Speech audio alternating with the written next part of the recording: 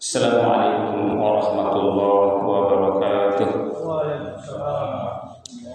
Alhamdulillah, wassalatu wassalamu ala rasulillah Sayyidina Muhammadin ibn Abdillah wa ala alihi wa ashabihi wa mawala wa la hawla wa la quwwata illa billah.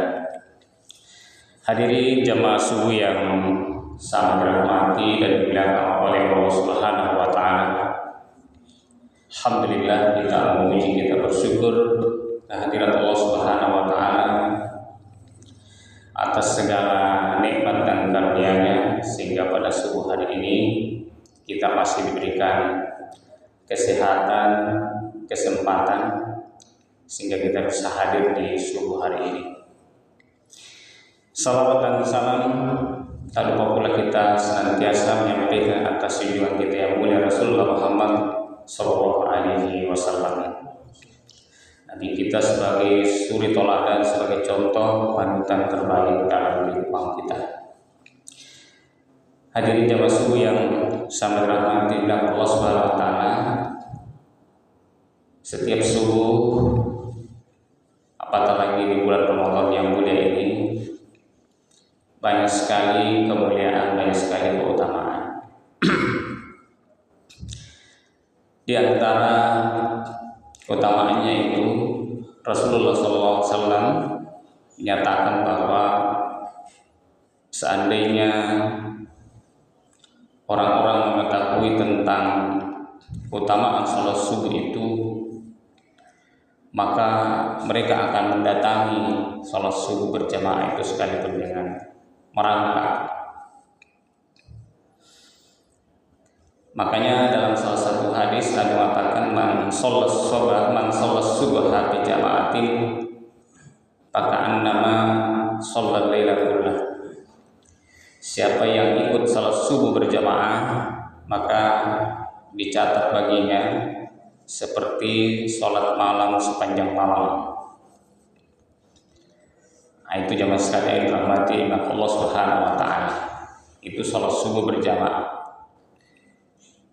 Nabi juga di dalam hadis yang lain menyatakan bahwa 2 rakaat qobliyah subuh itu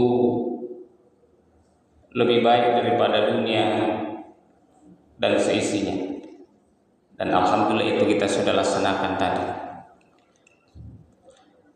Bahkan kalau kita ingin mendapatkan jamaah pahala seperti haji dan umroh, itu juga bisa. Namanya sholat isyraq. Tapi sholat isyraq ini dia bersyarat harus sholat subuh berjamaah dulu. Beda dengan sholat duha. Kalau sholat duha, biar kita tidak ikut sholat berjamaah, tentu bisa. Atau misalnya kita sholat subuh berjamaah, nanti sholat duhanya di rumah bisa. Tapi kalau sholat isyraq, kata Rasulullah SAW, sholat subuh berjamaah, setelah itu kita duduk, apakah berzikir, berdoa dan sebagainya, menunggu sampai terbit matahari, kira-kira setinggi tombak, baru kita sholat 2 rakaat. Maka Nabi mengatakan, kana lahu ka'ajri hajjatin wa umratin tamatin. Jadi bagi dia itu mendapatkan pahala seperti haji dan umrah sempurna kata Rasulullah SAW. Karena boleh jadi di antara kita masih ada yang belum pernah umrah, belum ada yang pernah haji. Nah, dengan sholat isyraq ini kita bisa mendapatkan itu. Kalau tidak ada kesibukan apalagi di bulan Ramadan yang mulia ini. Dan salah satu yang kita sampaikan juga pada kesempatan subuh hari ini adalah salah satu nikmat yang sangat besar dari Allah Subhanahu wa taala adalah menyempurnakan agama ini. Itu disebutkan di dalam ayat Allah Subhanahu wa taala, "Al-yauma akmaltu lakum dinakum wa atmamtu 'alaikum ni'mati wa raditu lakumul Islam dinan." Pada hari ini kata Allah, aku telah menyempurnakan bagi kalian agama kalian, agama Islam ini. wa akmaltu al-yawma akmaltu lakum dinakum wa atmamtu alaykum ni'mati, dan aku menyempurnakan nikmatku. Dijelaskan oleh dalam tafsir bahwa yang dimaksudkan di sini adalah Allah menyempurnakan nikmatnya itu dengan Islam yang sempurna ini, agama yang disempurnakan oleh Allah SWT. Jadi salah satu nikmat besar itu adalah Allah menyempurnakan agama Islam ini lengkap, tidak ada kekurangan, untuk mengatur kehidupan umat manusia agar manusia ini bisa hidup selamat di dunia dan nanti selamat di akhirat. Tidak hanya itu, Allah mengatakan wa raditu lakumul Islam madinah. Bahkan aku, kata Allah SWT, telah meridhoi Islam ini sebagai agama bagi kalian. Mengapa? Karena setelah diutusnya Nabi Muhammad SAW sebagai Nabi terakhir, Allah Subhanahu wa Ta'ala menyempurnakan agama ini sekaligus menyatakan bahwa seluruh agama-agama yang lain tidak lagi diterima di sisi Allah Subhanahu wa Ta'ala dan tidak boleh ada lagi, sekalipun tidak dipaksa orang untuk masuk Islam. Tetapi Nabi SAW diutus untuk seluruh umat manusia. Wa ma arsalnaka illa kafatan linnas, kata Allah Subhanahu wa Ta'ala, tidaklah aku mengutus engkau Muhammad melainkan untuk seluruh umat manusia. Makanya Nabi mengatakan walladzi nafsu biyadihi, demi jiwaku yang ada di tangannya, tidaklah salah seorang di antara umatku ini mendengarkan urusan agama ini lalu dia mati, ya baik itu orang Yahudi, Nasrani, lalu dia mati dan tidak beriman kepada agama ini, illa kana min ashabin nar, maka pasti dipastikan bahwa tempat mereka itu adalah menjadi penghuni neraka. Itu menunjukkan bahwa Islam sebagai agama penutup ini adalah yang wajib dianut oleh semua manusia. Hanya saja Islam tidak memaksa manusia untuk masuk Islam, tapi diajak semua untuk masuk Islam, karena salah satunya jalan keselamatan adalah masuk Islam. Memang Allah mengatakan la ikraha fid din, tidak ada paksaan untuk memasuki agama Islam ini. Tapi siapapun yang tidak masuk dalam agama ini, maka tidak diterima lagi agamanya, baik itu Yahudi, Nasrani, apalagi agama-agama yang lain. Jamaah sufi yang sangat dirahmati oleh Allah Subhanahu wa Ta'ala, kesempurnaan Islam ini digambarkan oleh para ulama. Jadi Islam ini mengatur persoalan-persoalan kehidupan kita secara sempurna, mulai dari persoalan kita, hubungan kita dengan Allah, hubungan kita dengan diri kita sendiri, dan hubungan kita dengan sesama manusia. Itulah 3 hubungan yang diatur oleh Islam sebagai gambaran kesempurnaannya. Hubungan kita dengan Allah mengatur hubungan-hubungan dengan masalah akidah, la ilaha illallah, masalah tauhid, dan juga masalah hukum-hukum ibadah seperti sholat, puasa, zakat, haji, berdoa, berzikir. Itu semua adalah hubungan kita dengan Allah Subhanahu wa Ta'ala secara langsung. Yang kedua, Islam mengatur hubungan kita dengan diri kita sendiri. Seperti apa itu? Saya dalam masalah makanan, minuman, ya harus halalan, thayyibah. Pakaian harus menutup aurat. Kalau laki-laki auratnya antara pusat sampai lutut. Kalau perempuan auratnya seluruh tubuhnya kecuali wajah dan kedua telapak tangannya. Yang berkaitan dengan diri kita sendiri juga, apalagi akhlak seperti jujur, amanah, tawadhu, tidak sombong dan lain sebagainya. Itu adalah akhlak kepada orang tua, akhlak kepada guru, akhlak kepada ulama, akhlak kepada tetangga, akhlak kepada orang lain. Yang ketiga, Islam mengatur hubungan kita dengan sesama manusia. Ulama menggambarkan ada 2. Yang pertama adalah dalam masalah muamalah. Yang kedua adalah masalah ukubat.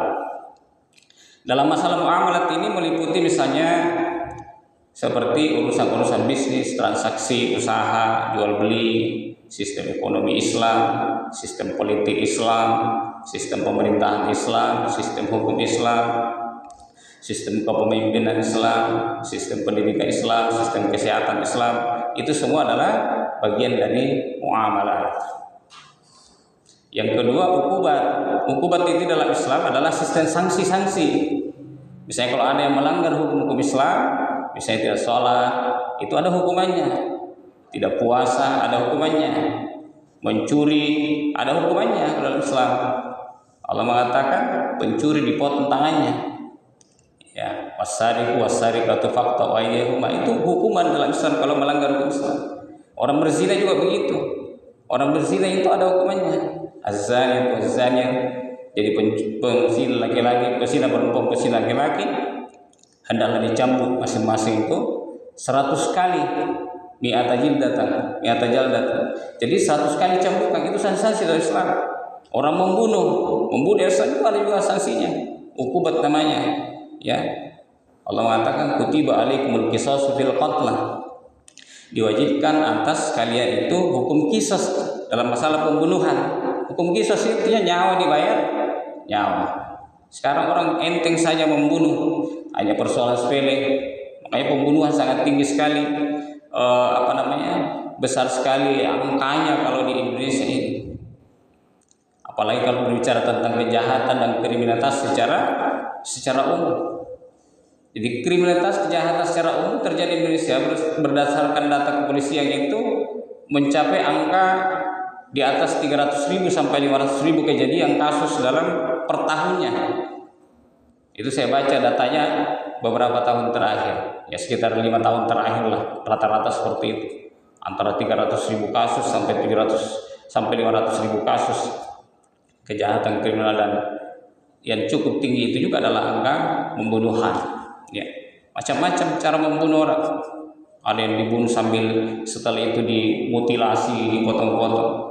Kenapa? Karena mereka berpikir yang membunuh ini, kalaupun sudah membunuh, paling-paling di penjara, makan gratis lagi di penjara. Ya, seperti itu. Coba kalau dalam Islam diwajibkan kisos, nyawa dibayar nyawa.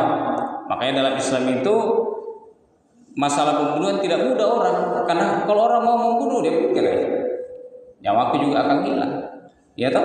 Jadi tidak berani. Nah, itulah salah satu kehebatan hukum Islam. Nah, hadirin jamaah yang sangat rahmat Allah Subhanahu wa taala, yang terakhir bahwa apa yang kita sebutkan tadi, kesempurnaan Islam ini dijelaskan oleh para ulama bahwa untuk menerapkan hukum Islam itu memang dibagi dua. Yang pertama, ada hukum-hukum di dalam Islam itu bisa langsung dilaksanakan oleh setiap orang, seperti sholat, puasa, berdoa, zikir, haji, itu bisa langsung dilaksanakan oleh setiap orang. Tapi ada hukum-hukum di dalam Islam itu tidak bisa dilaksanakan oleh setiap orang. Dia itu yang dibebankan untuk melaksanakannya adalah negara. Contohnya tadi misalnya orang tidak sholat dihukum. Siapa yang menghukum? Kan tidak mungkin organisasi, tidak mungkin. Itu harus negara. Orang mencuri dipotong tangannya, siapa yang melaksanakan hukuman potong tangan? Kan tak mungkin individu, tak mungkin organisasi, tak mungkin ormas. Itu negara yang menjalankan. Sistem ekonomi siapa yang menjalankan? Ya negara. Sistem politik, sistem pendidikan dan lain sebagainya. Nah, jadi yang melaksanakan itu ada dua dipilih oleh para ulama kita. Yang pertama bahwa setiap orang ada yang bisa dilaksanakan sendiri-sendiri. Yang kedua ada hukum yang tidak mungkin dilaksanakan oleh sendiri-sendiri, tapi itu dibebankan oleh negara. Makanya para ulama kita menjelaskan bahwa antara Islam dan negara itu tidak bisa dipisahkan. Maka Imam Al-Ghazali mengatakan antara Islam, antara agama dan kekuasaan itu seperti saudara kembar. Ya. Jadi agama itu pondasi, sedangkan kekuasaan itu adalah penjaga. Apa yang tidak punya pondasi, kata beliau, pasti akan runtuh, dan apa yang tidak punya penjaga pasti akan hilang. Nah, itu jamaah sekalian sama rahmatin Allah Subhanahu wa taala. Saya kira sedikit yang bisa kita sampaikan pada subuh hari ini. Mudah-mudahan Allah Subhanahu wa taala memberikan kita kekuatan untuk bisa beramal beribadah secara maksimal di bulan Ramadan ini, sehingga kita keluar dari bulan Ramadan kita mendapatkan banyak kebaikan keagamaan, terutama ampunan dari Allah Subhanahu wa taala. Mohon maaf atas segala kekurangan. Hadanallah wa iyyakum ajmain. Wassalamualaikum warahmatullahi wabarakatuh.